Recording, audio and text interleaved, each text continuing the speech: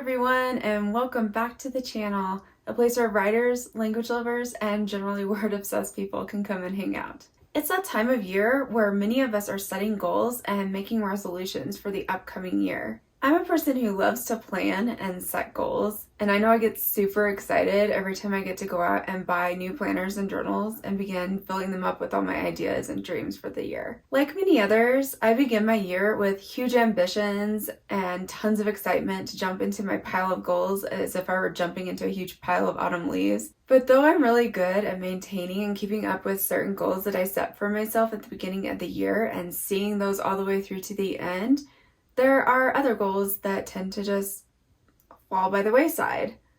Why does that happen? Maybe it's time, or maybe it's timing, or maybe it's a lack of motivation or discipline, or it could be procrastination, because when you start out and there's 12 months spread out in front of you, you're thinking, why rush it?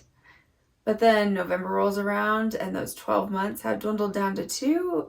And yeah, all of those fiery ambitions of January 1st are now a pile of cold embers that will never get done before the end of the year. Or maybe some of these things fall to the wayside because goals can change just as life changes. And I guess maybe that's the danger of planning goals out an entire year in advance, because so much can change. So I decided that I'm going to approach 2022 a little differently. Rather than mapping my goals out for the entire year or setting commitments for the entire year, I'm going to break the year up into chunks. For most of the things I want to do, I'll be breaking the year up into quarters to set tighter limits on my goals as far as timeline and give myself a lot less room to procrastinate, because yeah, procrastination can be a thing. This also allows me to change things and refine things as the year is going on and reassess my goals to see what's working and what isn't as the year passes and as life changes, as it's very prone to doing.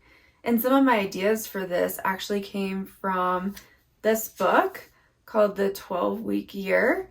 I haven't read the entire thing yet, but I've read enough to know that I really like the idea of dividing out the year into 12-week increments. I don't know, there's just something about seeing the year as these little smaller pieces that suddenly makes everything feel a lot more manageable and doable, and it creates that kind of adrenaline and motivation to get those goals done, because I don't have all year to just think about, oh, I could do that later. No, 12 weeks is a whole lot shorter amount of time that I need to get in and actually get busy on things. So it'll prompt me to do more in less time. Another thing that's really nice about setting a shorter term goal is, say for instance, you've decided that, okay, in the first quarter of the year, I want to go running 4 to 5 times a week. And you start doing that and you do it for a while and you realize that running is not the exercise for you. Well, instead of feeling bad about that and thinking, oh, I just won't even worry about it. I set up this goal for the year for running, and now I've committed to that. No, in this case, you only set it up for a very short term. So reassess that goal, change it up, pick a different exercise. If you decide to continue through that whole first quarter with running, then in the second quarter, pick something that is more fun for you and that suits your lifestyle better, and you don't have to continue running. And you can more easily change your goal without feeling bad about it. I know as a writer, dividing my year up into chunks works a little better anyway, because say I can start drafting a book in one quarter and work on revising it in the next. And that works a whole lot better for planning out the different areas of my writing and maybe have another project that I'm going to introduce into there at some point. So that just works better in smaller chunks of the year rather than thinking broader term for the year, as in, oh, I want to finish this book in 2022. Then I'm more likely to take all of 2022 to finish that book. Whereas if I said, okay, I'm going to finish this first draft in the first quarter, I'm much more likely to do that. And same with language learning. Maybe there's certain languages that you want to focus in at the beginning part of the year, and then maybe the second half of the year you want to focus a little more on different languages. It gives you that ability to kind of break up the year and play with it how you want to play with it. And you can do that. You can decide on different periods of time. You don't have to stick to 12 weeks. You don't have to divide your year into quarters. You can divide it into thirds or into halves. Whatever works for the specific goal that you are wanting to achieve, you can break up the year in the way that works best for you. And not only are you accomplishing more in less time, but you're also getting to change out goals and do different things throughout the year, which is really nice because it keeps a feeling of newness throughout the year and keeps your excitement a little higher because you don't feel like you're stuck with any one thing for a really long time. This kind of feels like, to me, a little bit like taking classes in college. So if you're in college right now or you have taken college classes, you know exactly what I mean, where you start out with 2, 3, 4, 5 classes that you're taking one semester, and you go through those, and then you get to have an entirely new set of classes the next semester. So maybe there's some that you really loved, maybe some you didn't enjoy as much, but either way you get to switch out and do something different. And it's the same way with this. You're getting to swap out things as you're completing them. Maybe you're doing the same thing, but you're taking the next steps on it. It just keeps that feeling of newness and excitement a little higher, and it keeps you motivated for these new challenges that are coming your way throughout the year.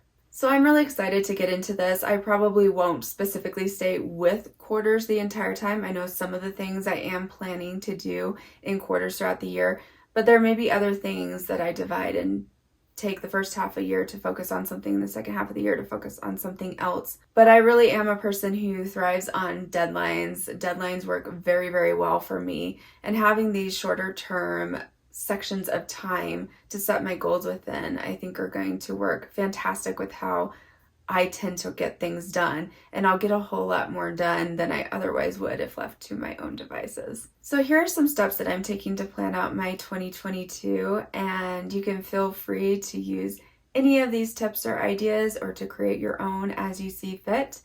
But I hope some of this is a little helpful as you're getting into the new year. So the first thing I'm doing is kind of taking my overall goals and dividing them into sections, like one for my writing, one for my language learning, one for the day job, one for family and relationships, one for health, religion and spirituality. You know, you can divide all of your different goals up into a lot of different areas. And once you have those areas or those categories, then within each one, go in and decide what are your actual specific goals and what are the timelines or deadlines that you'd like to set on those goals. So for me, like I mentioned a little earlier, I actually am going to try to finish the draft of the book I'm currently working on in the first quarter of the new year. And I would like to try to finish revising it, getting any reader feedback and all of that in the second quarter of the year, so that in the first 6 months, that book is completely finished. And I also have some other projects that I know I want to tackle in 2022. And as I'm reaching those, then I can set up the deadlines and the different things that I want to do to make sure that I get those accomplished as well. And it's the same for language learning. I have certain things that I'm focusing on within my languages at different times throughout this next year. So in the first quarter of this upcoming year, I'm really focusing on upping my reading level within Japanese. So that's one of the things that I'm really focusing on, is learning more and more and more kanji. I already know several hundred kanji, but I'd like to keep adding to that so that I can more easily read upper level books and different things like that. So that's another goal I'm setting for myself, is within the language category. And I have a lot of different goals within all the different categories. And the next thing is getting my planner in order.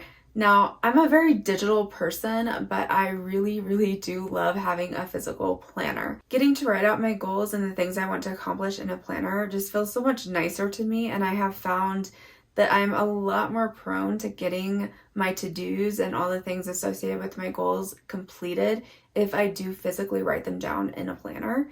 And in addition, I usually keep my planner out on my desk, open to the correct day that we're on, so it's very much in my face. I can't just easily forget the things that I've set for myself to do for that day or for that week.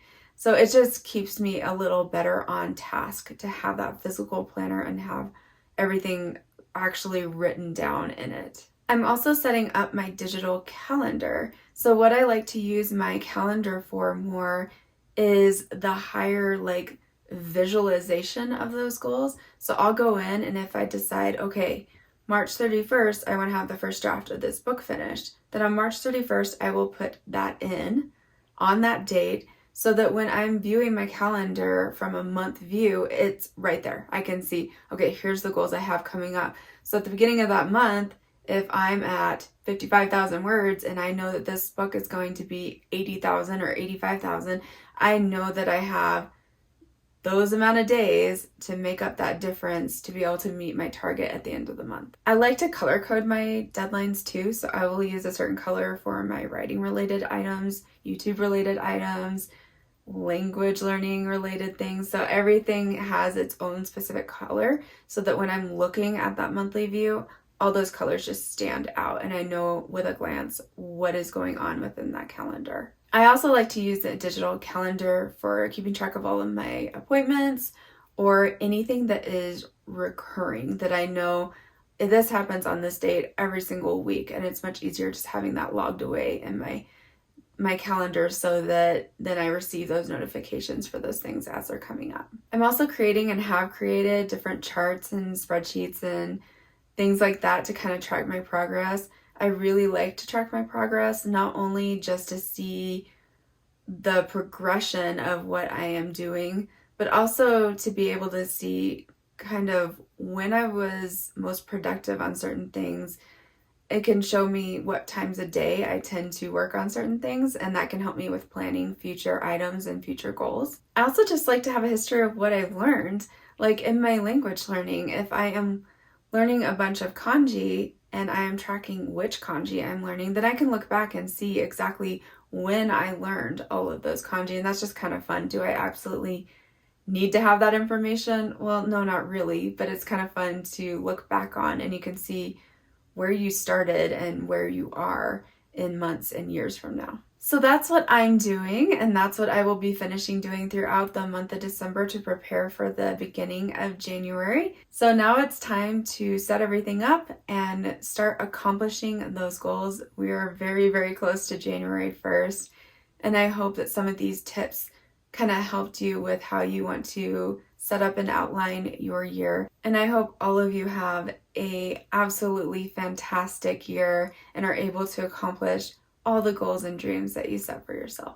If you enjoyed what you've seen here, it would be absolutely amazing if you could nudge that little like button so that this video can spread and maybe help other writers and language lovers and creatives out there. And as always, remember to keep following your dreams and to believe in the magic of this thing called life. Thank you so much for watching, and I'll see you again soon.